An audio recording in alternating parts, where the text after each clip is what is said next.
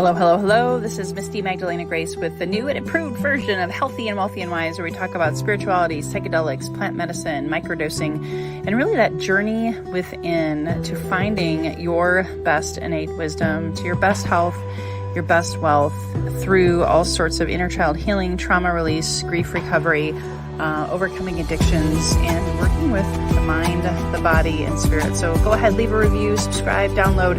We look forward to your feedback. Thanks for tuning in today. All right. Hello, everybody. Hi, this is Magdalena Grace. So excited for another beautiful episode on this. As you guys know, if you've been listening to me this month, I've been having really powerful conversations. It is still Suicide Awareness Month. For those of you who don't know, I honor this month every year. This is the fourth year in a row. And the topic today actually hits home for me in my own journey of suicidal thoughts, ideation, and just not wanting to live anymore. And a lot of it had to do with this religion wound conversation that I'm going to have today with my friend Kat, who will be joining us shortly. And I don't see anyone streaming live, but I just want to say it. If you do join us, you can comment below, guys. That's why I do this live. Feel free to hashtag live where you're tuning in, city, state, country. And of course, if you're on the replay, hashtag replay. And if you see value in this show today, which I really feel like you will, please hit the share button. I always say sharing is caring, especially now. There's so many people struggling with mental health, anxiety, suicidal thoughts. If you saw my show last week with Elisa Dubé, we talked about that very open, very candidly about having a normalized conversation around mental health and suicide and really getting rid of the stigma. And so today's show could change someone's life, as I know this topic actually saved my life. So I'm super excited, Kat. I'm going to be bringing you on. Here we are. Welcome to Kat. Thank you. Thank you for having me.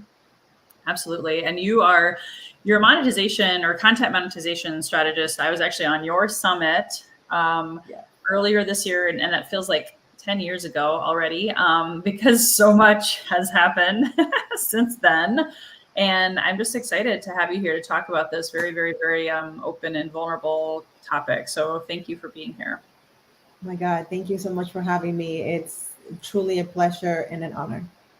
Yay. Well, first, I'd love for you to share a little bit about your background and, how you got to be where you are today.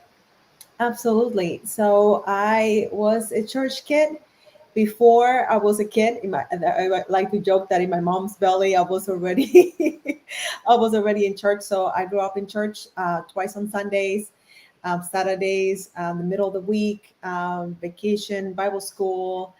Every Sunday went through a very detailed curriculum from the very beginning of the Bible to the New Testament. So my dad was a preacher growing up. He's a pastor now.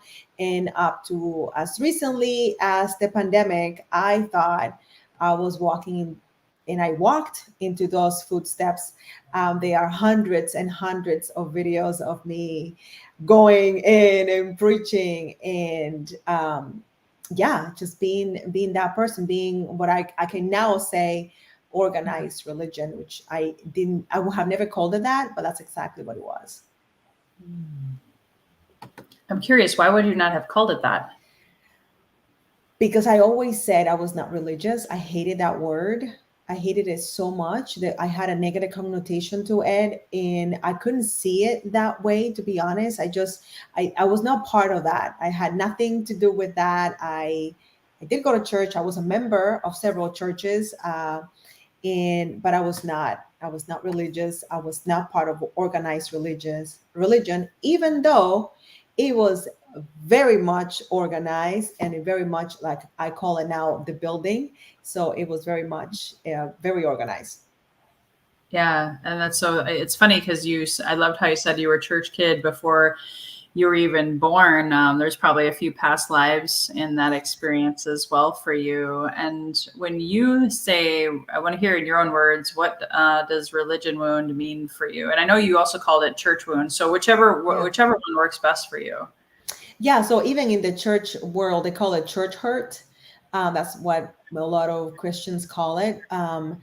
So the religious wound was feeling like controlled and manipulated and taken advantage of, um, not seen, and um,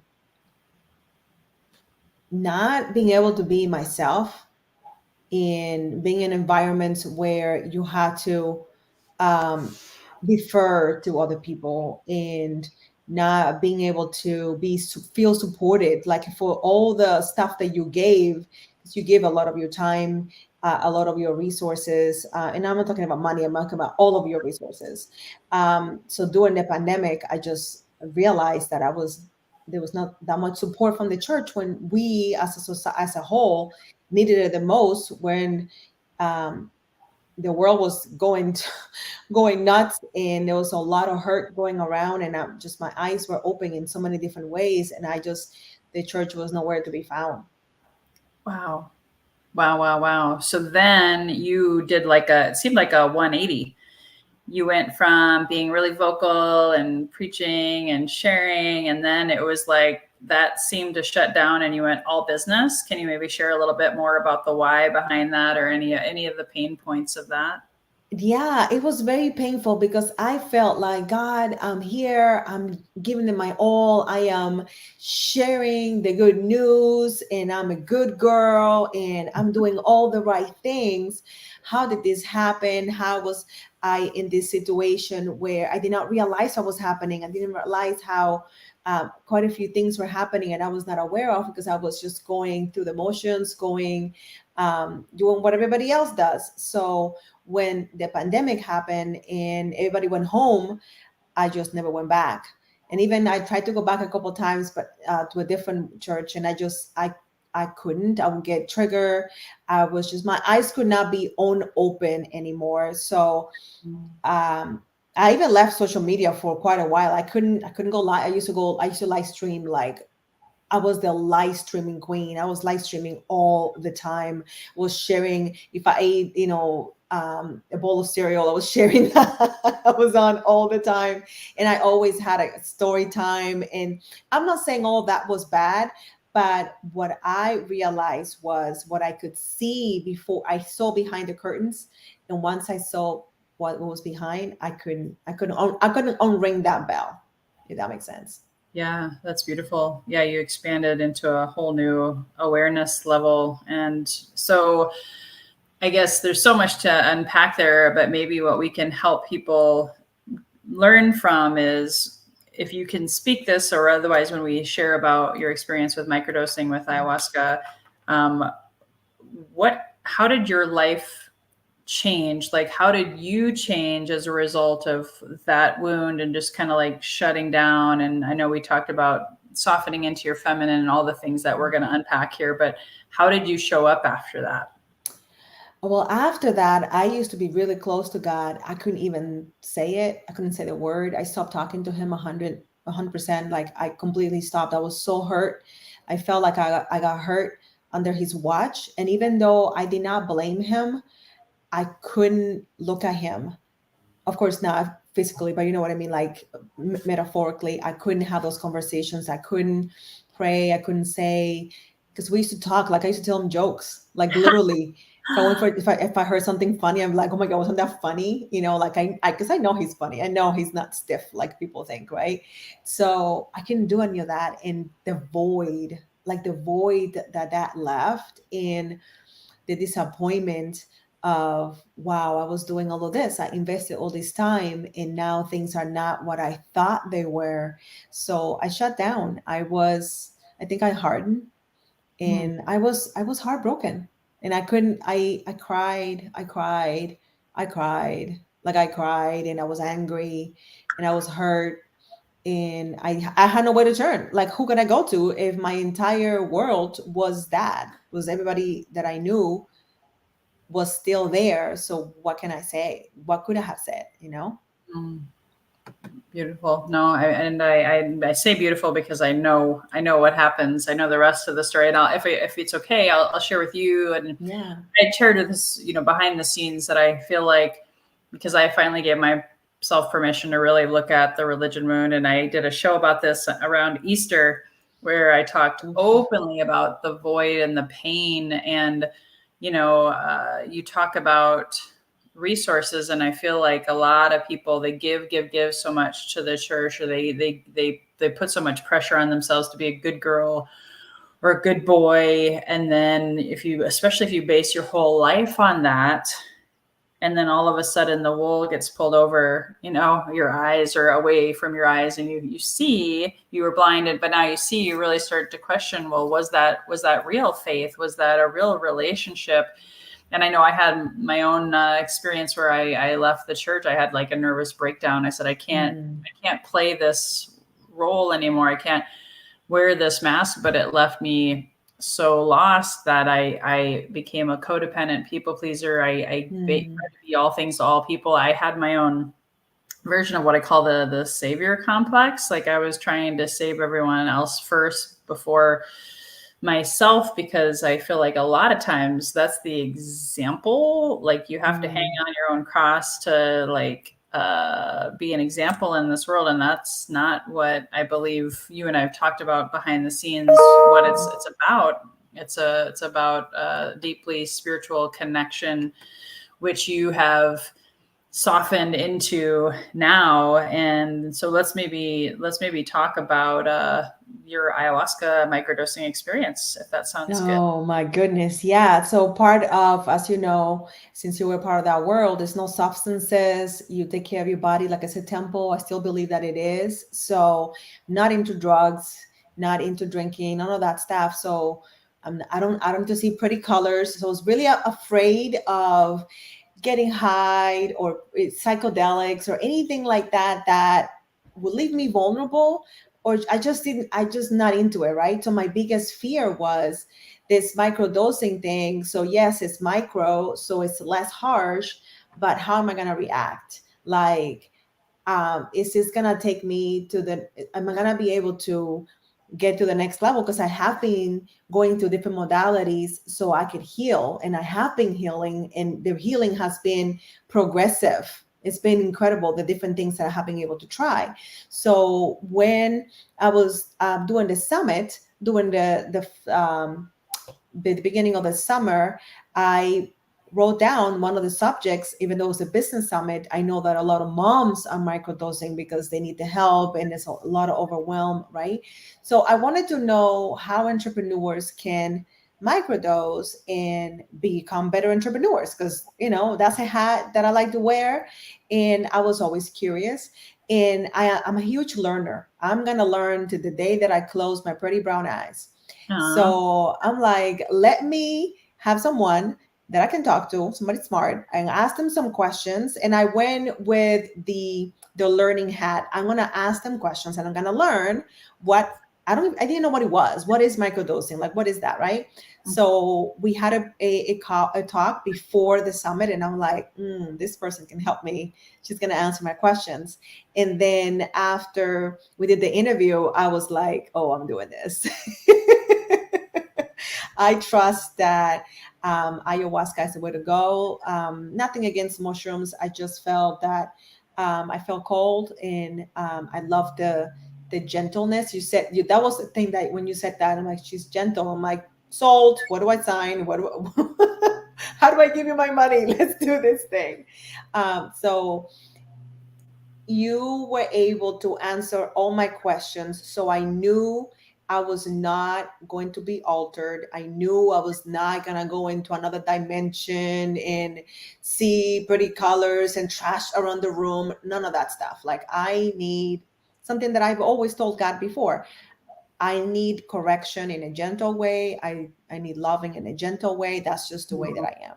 So when you said it's going to be gentle, I said, let's do it. And I knew, because it was completely new territory for me, I know enough that I needed help. I knew that. So I said, if I'm going to do this, like when I did hypnosis, I did it with a friend. someone that I knew I could trust, that I would be very safe. So when I was gonna do this and I was all in, I needed someone to hold my hand that can answer my questions and that can walk me through the process. So because if I'm going into healing and that means I'm wounded, I'm not gonna go into a place I've never been before and not have support. And I think that was huge for me. I was just going to say, maybe for our listeners and especially for people later who you share this with, can you define what microdosing means to you? Because you said a few things like, yeah, you weren't tripping, you weren't thrashing around, you weren't, but what does that mean? What does microdosing mean? Yeah, so it is taking a very small dosage. We're talking drops of the medicine. That's what we call it, friendly, it's a friendly way of calling it the medicine. And you then are intentional sitting with the medicine. And that is another beautiful part of the process where you take the ayahuasca and you start with a prescription. So a number of specific drops is micro, so it's not a lot. And then you are intentional in your thoughts and you might journal and then you meditate and then you are intentional about what do I want to listen, what do I want to hear today, what do I want to work on today, and then you just are. And I chose to lay on my yoga mat, not do yoga, listen to great beautiful music and just breathe in and out.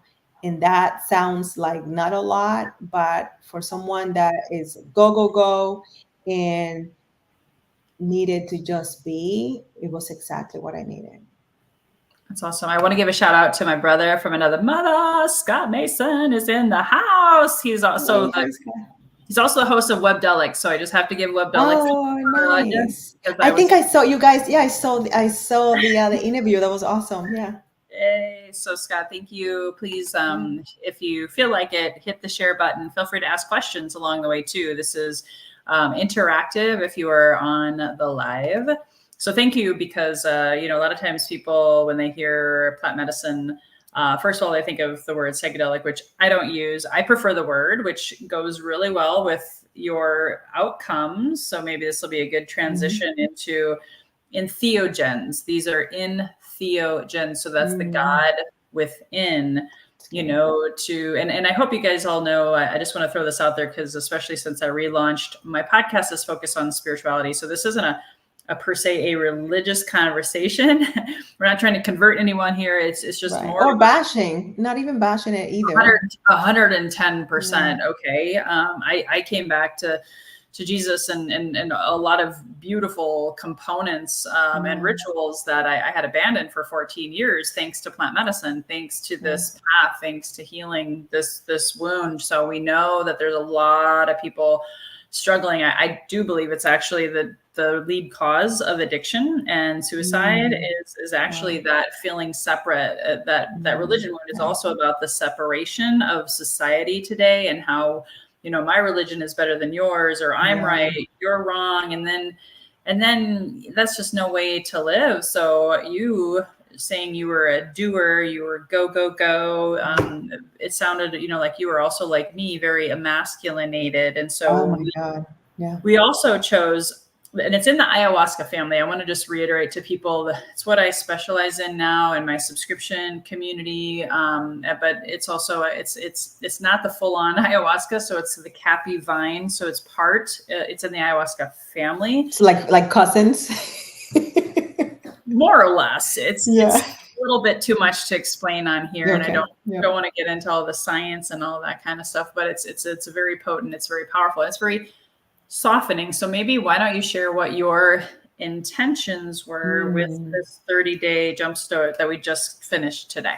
Yeah, one of my favorite things was receiving, it was very organized. I received this amazing manual, feels like, of what to expect, how to set everything up, which is very, very, I am, like I said, I'm a scholar, I'm a learner. I love a syllabus.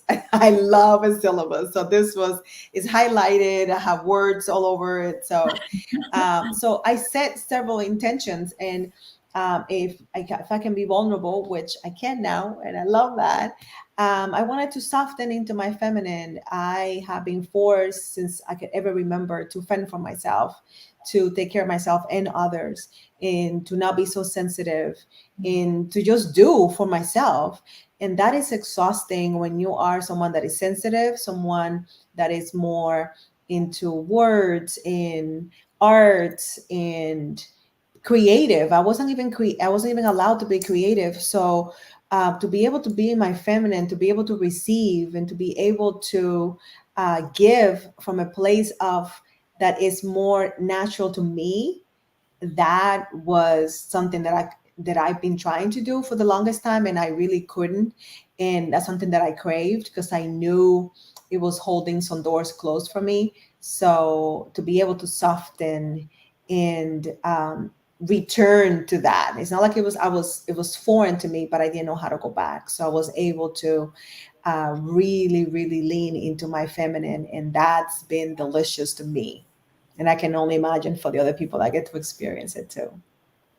100%. I want to mention too, just to, and then I'll go right back to you, Kat, because I know, like Scott being a man, for example, and anybody that's tuning in, we all have feminine and masculine energies. All of us. If you're non-binary, if you're transitioning, it doesn't matter. We all have two hemispheres of our brain. We're bipeds. We're left and right, and that's the feminine and the masculine energies. And a lot of times what happens for men and women, the masculine, or sorry, the religion wound, it oftentimes shuts down the feminine. And we're Wow. supposed to be so strong, and we're supposed to, do and give. And the feminine energy is the soft, receptive, being Yeah. flow, being the loving Mother Mary, or whatever example you can insert there. And because the church is so patriarchal and so masculine dominant, all of us have for thousands of years actually shut down our feminine energy. So it's very much prevalent in society. So I hope you don't mind I explain that a little bit. No, that was beautiful. Thank you, because I think we are seeing the effects of that when we are not in a place where we can be loving and kind, and be able to love on other people, especially when they don't think like us, they don't look like us, and they're not doing life the way we are. I mean, that when we learn to do that, which by the way was very Jesus like, that is the most Jesus way ever. The authentic Jesus. Yeah, yeah, yeah, yeah, Oh, yeah. by the way, who is trained by Mary Magdalene. So I'm just throwing that out there. She Yeah. even had to help him have the feminine training because he was a man, So there's all these like little weaving in and out of the real story that, a lot of times has been shut down as well. So anyway, I digress. I'm going to let you continue. Yeah, no, so I set those intentions. I wanted my heart to open after years of my heart taking beating after beating. I had closed for business. And I knew that I'm still very young. I wanted my heart to be able to give and to receive. So that was something that I wanted to as well. And I wanted to be vulnerable. I was born very sensitive. That's one of my gifts, I believe. And that was kind of like forcefully shut down. So I wanted to reconnect with that sensitivity, because I have people coming up to me on a regular basis, people that feel very comfortable talking to me and listening to me, and even calling me their therapist, even though I have no therapist training, but I am a coach. So maybe, that's close enough. So that makes you a better coach when you are able to really listen and empathize and be loving, and even you don't even have to do anything when you are more sensitive. The other person can sense it. I've noticed that, and that is my natural state. So I have been in to me, I thought sensitive meant weak, and it is a complete opposite. But I had to reclaim what sensitive was for myself, and that has been really beautiful to experience. Awesome.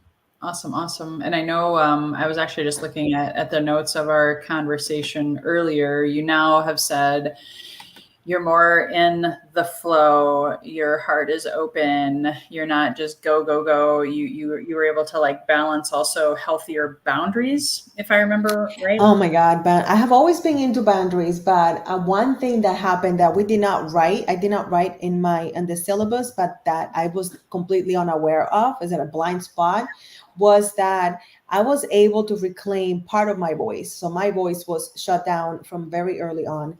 So on my own, in my early 20s, moving to the United States really helped. So I was able to redefine who I was and really be loving and kind to myself. Like, I have a healthy appreciation of who I am. I'm very kind. I have nicknames for myself. I hug myself. Like, I love this girl a lot. So that was not a problem. But the other part that I had completely shut down and I was not aware of was my voice. So asking for what I needed. Asking in a way that is not really asking, is stating this is a fact, this is a need that I have. I didn't know how to do that. I didn't know how to say that was inappropriate for you to say or for you to do, or I know you need that, but I don't have the bandwidth to give it to you right now. So since two things can be true at the same time, you need me, but I need me more, so I'm going to choose me. That came from our work together. I did not know, and that was affecting a lot of my relationships, where I was letting people not honor my needs. For example, I'm able to function in with a lot of people, and I'm very friendly, very outgoing, but I am an introvert, which means at the end of the day or Mm. at some point, I call it cat time. And that does not make me avoidant, because I thought that's what that was. But what that makes me is a human being that her body tells her she needs to recharge. Mm. And I did not know those words. I did not know that it was not something that I liked. I did not know that that was a preference of mine. I did not know it was a need. Like, I now call myself a car. I'm like a car. If I don't get refuel, I am gonna shut down in the middle of the highway, and you cannot push me. You cannot pull me. I'm not moving. Yeah. I will shut down. But what happened was that I would not shut down immediately, because I could push through, right? Like, oh, they need it. Oh, it's okay. Like, I'm really tired, but I could do it. It's okay. They really need me. If they didn't need me, then they wouldn't be pushing me this hard, or they don't realize that I'm really exhausted. I was not using my voice. So I can blame it on them, but I'm not. I'm taking responsibility. I was not saying, because I did not want to, I didn't want to be called avoidant, because I took a negative connotation to that, because I heard that a lot. I did not realize that little me and big me needed the rest. I needed the refuge of my own presence, and really to just be with myself, because I was giving of myself so much. And through this process, I realized that I get to say, I need time for myself. I know you want me to do this. However, I am doing this, and I am not asking. I will come back. So I'm able to communicate and say, I need to leave for a couple hours. I need to go to my house for a couple hours. I need to shut down. I'm not leaving. I'm not abandoning this friendship, this relationship, whatever it is. I just need to take care of me. And that just makes me emotional just thinking about it. It's the one of the biggest gifts that I could give myself, is the power of my voice. And it's the loving thing to do, to say, in order for this to continue, I need to leave. And I will come back. That's awesome. Yeah. So that's a huge part of what I consider like the you were saying yes and trying to be needed. That's what I meant earlier by the savior complex. I didn't really like explain that very Mm. well, but a lot of times that religion or church wound, it breeds that, because it's like you have to bleed for others and be left literally hanging on your own cross, Nice. dying to yourself, when you gotta, your body's a temple, you gotta take care of it, you got to fuel it, mind, body, and spirit, and having healthy boundaries and softening into your feminine. You even talked about, there's so much to share, guys. She really had like the most amazing results. But there's two more things that I have on my list. I hope you don't mind me No, bringing up. no, please, of course. Besides taking care more of yourself and not go, go, go, do, you also had some womb healing, that WOMB, which is the sacral Yeah, chakra, which is our kind of like our sexual creative center, which I yeah. know impacted you in many ways, including your business. So do you want to talk about that a little bit? Yeah, and that ties a little bit into doing things that you're not ready to do or do things that you don't want to do just because you're gifted. So I knew that I was creative, but I always, because I work really hard, I like to learn. I was praised for being smart. So I was kind of pushed towards smart things, not creative things. So that my Mm. creative was damaged. It was like it almost atrophied, right? And I'm a really creative person. So that saying yes or saying yes to things before I was ready really hurt my womb and my creativity. Mm. And again, because I've been hurt before, I didn't want others to hurt. It's that loving people from a wounded place, right? So like, oh my God, I know what that feels like. So I'm not gonna say no. So I needed to go back and go to a place where I can honor myself and honor, like, I know that I'm known for this. However, this is what I want to do. And that, even saying it to you, it's like, whoa, that's a big deal. Um, Almost like putting my foot down in it, not because I'm not a yeller, but I can have a strong voice and I can say that. I can say, I know you want me to do that, or I know that's what's supposed to be next. I'm not ready for that, or I don't want to do that, or I want to be known for doing this, or I want to try this. Pivoting without permission, without waiting for people to say, oh, it's okay for you to pivot now, or you pivot too much, so you're going to pivot anymore. Listen, I'm going to pivot in the middle of a pivot if I want to. Oh my gosh, that is so funny. Because yeah, there's so much fear of judgment, fear of rejection from Yeah. that church wound. Again, coming back to the topic of the day, is that you don't want to be seen as the bad girl, right? Or doing something wrong, Right. Right. or Well, doing. even that, the bad girl, right? So what is a bad girl? That I have needs? That's the bad girl? Or that I don't want you to put me, like, how the movie, no, nobody puts baby in the corner, or you want to put me in the corner, and if I say something, then I'm a bad girl. So that bad girl has been used to control people like me for a very long time, and I did not know that. So um I'm thankful that all of that happened, to be honest. I'm thankful because I can love on people now in a way that I could not love before. I can relate to people that have gone through church hurt or the religious wound, and I'm able to use language that makes him feel more comfortable. Like I was telling you earlier, offline, God doesn't need me to defend him. He is almighty. So if somebody is having some sort of experience or they're mad at God, he can take it, like it's okay, and I can be of more help by not forcing people to use language or words that I'm comfortable with, or that my organized religion told me that they needed to use. Now I can be more flexible, and God is very flexible. So if I'm creating his image, which I believe that I am, then I have to be like he is. He's flexible and loving and kind. So if people are going through something and they need to call things or God a certain way, who am I? Who am I to say you're wrong and I'm right?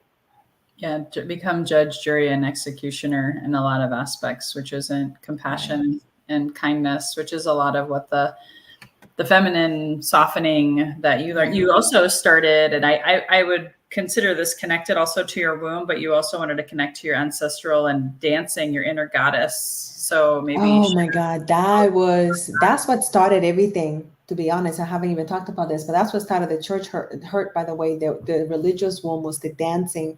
So I grew up, I'm from the Caribbean, and I grew up not dancing at all. We didn't dance. Dance was a sin, all of this stuff, right?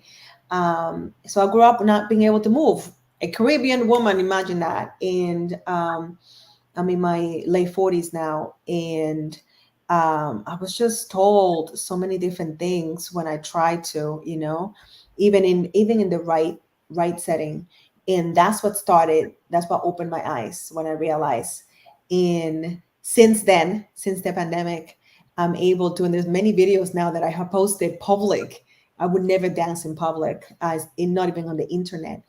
And I have posted really funny videos of me dancing, and people from all over the world have connected. Like I have one reel went viral with 500,000 people have seen it and share it and connected, and it was me dancing, So that was before doing ayahuasca, and now that I am having the most amazing dancing parties with myself, and I. And I have always been a very spontaneous person, so I'm always singing. So now, if you catch me on the on the wrong day or on the right day, I would say I'm gonna be doing a little two-step thing. I'm gonna be doing little pirouettes. I'm free. I'm free to move. I love that. Oh, that is so beautiful. And I feel like that's also part of the sacral chakra, that creative imagination and embodiment. So this is the other thing that I just want to throw out there while it just came through, that a lot of times people think, well, psychedelics, it's all mind manifesting. It's mind, brain, brain, brain. I'm pointing to my head if you're hearing this on the audio later, but it's really about getting you into your body. You can't heal the mind through the mind. We got to get into the body and to move and to feel, to be vulnerable, to cry. I shared with you this past month, I cried more than I've cried, just like oceans of tears, just even without. I'm taking a break, guys. I've been microdosing with Aya since April. And now it's not a dependency. It's not a thing you have to do. Yeah. Or become dependent upon. It's really about that sacred relationship and going inward and having her help you through the co-creation of your meditation, your dance, you're basically creating your own sacred union with the medicine, honestly, and intending, and she helps you release whatever it is that you're needing to release to get all these beautiful aha moments or awakenings, and now you can shift. And I know I was going to ask you kind of like a segue. What's next for you? Are you going to continue microdosing? Maybe share a little bit with the audience that. Yeah. So one of the things that I wanted to say before I answer that is that one of the biggest things that I was able to do while microdosing was to be able to reconnect with God and be able to talk to him and tell him jokes and feel like his daughter. Now, he never walked away from me, but I did. I was so hurt, and I knew he did nothing. But like I said, he got caught in the crossfire. So our relationship just went by the wayside. So imagine the community is gone, or I walked away from the community. The idea of what my faith is gone, and then my relationship with God is gone. So the loneliness was at a level that you cannot even imagine. So to be able to have that back and to be able to have those moments with him,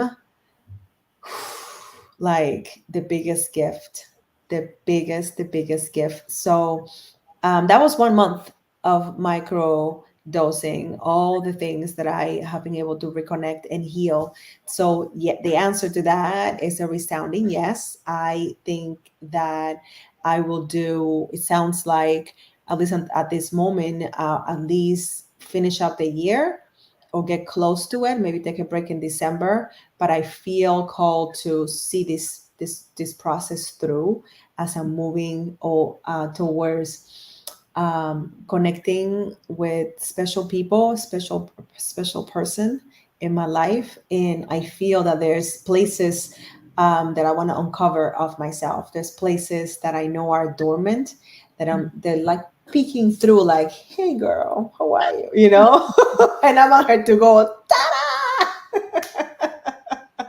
I want her to come all out and like fly her freak flag and be playful and silly and unapologetical, like celebrating and honoring who I was created to be.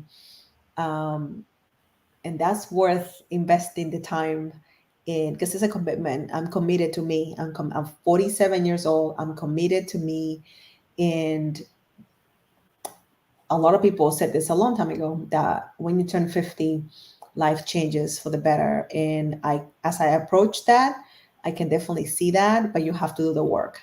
So I am excited to circle the wagon around 50, getting closer to it, a little wiser, taking myself a little less seriously and more authentic, because that's what I realized that this conversation is doing for me. It's allowing me to hopefully reach people that need to hear this, and at the same time to show up, kind of like reintroduce myself to myself. And if Mm. others pay attention, great.